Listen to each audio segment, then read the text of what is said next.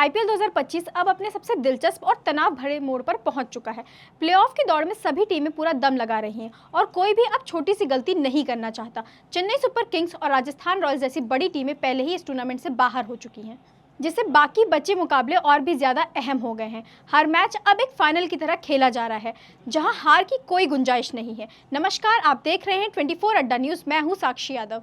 इसी रोमांच के बीच एक ऐसा मैच खेला गया जिसने सभी क्रिकेट प्रेमियों का ध्यान अपनी तरफ खींच लिया है। यह मुकाबला था गुजरात टाइटंस और सनराइजर्स हैदराबाद का। आईपीएल 2025 का 51वां मुकाबला था ये। इस मैच में गुजरात की टीम ने जबरदस्त प्रदर्शन किया और 38 गेंदों से जीत दर्ज की। गुजरात के कैप्टन शुभमन गिल ने बेहतरीन पारी खेली और मात्र 38 गेंदों में 76 रन बनाकर टीम को एक मजबूत स्कोर तक पहुंचाया। उनकी बल्लेबाजी में आत्मविश्वास और आक्रामकता साफ झलक रही थी।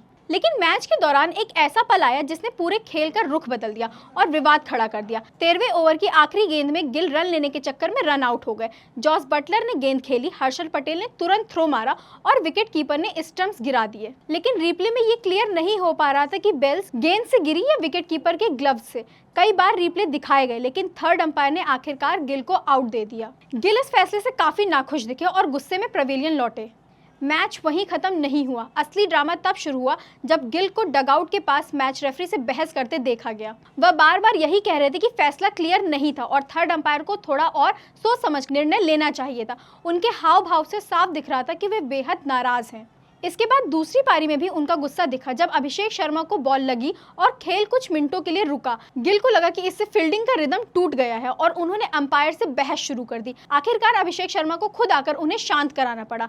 इन दोनों घटनाओं के बाद सोशल मीडिया पर बवाल मच गया है। फैंस दो हिस्सों में बंट गए हैं। कुछ लोगों ने कहा कि गिल का रिएक्शन बिल्कुल जायज था क्योंकि थर्ड अंपायर ने अस्पष्ट फैसले के बावजूद उन्हें आउट कर दिया। वहीं कुछ लोग कह रहे थे कि एक कप्तान से ऐसी उम्मीद नहीं की जाती है, उसे अपने जज्बात पर काबू रखना चाहिए। ट्विटर पर जस्टिस फॉर गिल और रिस्पेक्ट अंपायर जैसे हैशटैग ट्रेंड करने लगे और फैंस ने जमकर अपनी राय रखी। क्रिकेट के दिग्गजों ने भी इस पर अपनी राय दी। वीवीएस लक्ष्मण ने कहा कि एक कप्तान को मैदान पर सबसे शांत और संतुलित रहना चाहिए क्योंकि पूरी टीम उसी से प्रेरणा लेती है। दूसरी तरफ माइकल वॉन का मानना था कि अगर थर्ड अंपायर को फैसला देने में इतना वक्त लग रहा था तो यकीनन वह फैसला आसान नहीं था और भ्रम की स्थिति में था। दोनों ही दिग्गजों की बातों से साफ था कि मामला संवेदनशील था। गुजरात टाइटंस की टीम ने अभी तक इस पूरे मामले पर कोई आधिकारिक बयान नहीं दिया है। हालांकि अंदर की खबरों के मुताबिक बीसीसीआई गिल से इस पर सफाई मांग सकती है। आईपीएल के नियमों के अनुसार अंपायर से बहस करना एक तरह से अनुशासनहीनता मानी जाती है। अगर गिल दोषी पाए गए तो उन पर जुर्माना और एक मैच का बैन भी लगाया जा सकता है।